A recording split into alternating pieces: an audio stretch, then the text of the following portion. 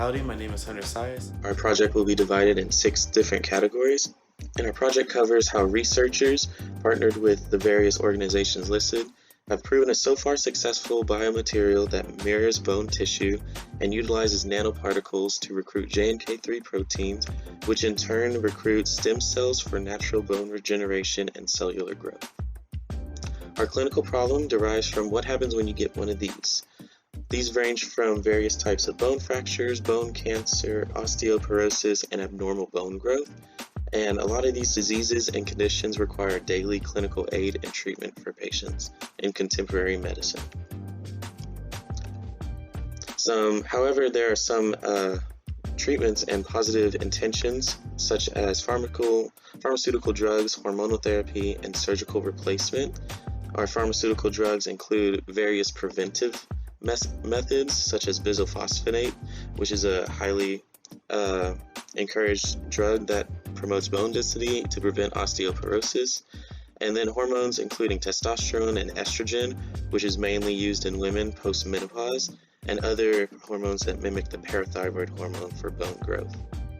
However, a majority of these treatments have various negative outcomes and side effects, including cancer, nausea, heartburn symptoms, infection, and require a long period of treatment, leading us to our main clinical need, how a lot of these options are not very efficient nor consistent in their main purpose, and this leads researchers to want to develop a new biomaterial that goes beyond.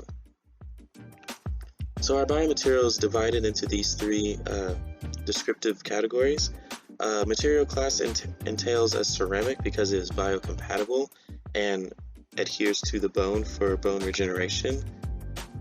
Our structure, it utilizes a collagen-based scaffold, which is a great method for ligament and tissue repairing and works well with the basic units of bone called osteons, and this is presumed to be in hexagonal structures.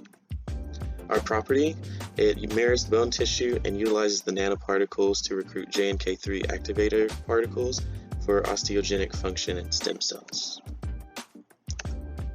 So our biomaterial treatment, an important definition to know is mechanobiology. One of the scientists at NPCC, Mr. Dylan Murray, quoted, "It is very exciting to be part of the translational project in which the participation and consent of the patients of NPCC at Temple Street have contributed immensely to this success," leading us to our top priority benefactors for this treatment. The biomaterial has a rapid bone regeneration rate. It recruits stem cells via the JNK3 protein in adults, so a natural regeneration process. It is proven to successfully repair large bone defects within a month. It's safe and just as effective as previous methods listed, and it entails angiogenesis and osteogenesis coupling, which means that while it is healing the bone, it also includes bone blood vessels that are also included in the regeneration process. So some background knowledge, JNK3, it is a common protein found in adolescents and embryos necessary for development of neurons, cellular growth, and cell differentiation. It goes through a process called phosphorylation to be activated, and our structure and properties are listed, as well as an image for a theoretical molecule in 3-dimensional space.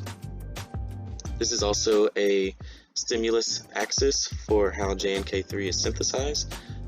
The researchers are indicating that the stimulus will derive from one of the stimuli, and the reason why JNK3 is rare in adults is because once JNK3 is unused in adolescent age, it becomes denatured, and once a protein is denatured, it is impossible to regenerate. Some critical comparisons, we use bioactive glass. Some pros of this are it maintains its bone strength and stability, has the ability to be replaced by new bone by osteoblast recruitment, and a cycle is shown below. However, this method has various negative outcomes. Mainly, it has various parameters that must be met for the bioactive glass to function properly, and resorption rates are much higher than the bone can form. So our critical comparisons, we have our drug and hormonal therapy, our bioactive glass, and our JNK3 activating biomaterial. Overall, our JNK3 activating biomaterial proved successful in the majority of categories. Bioactive blast was limited in the resorption factors, and any imbalance could cause to failure. And drugs and hormonal therapy were highly invasive and imposed various side effects. Thanks for watching.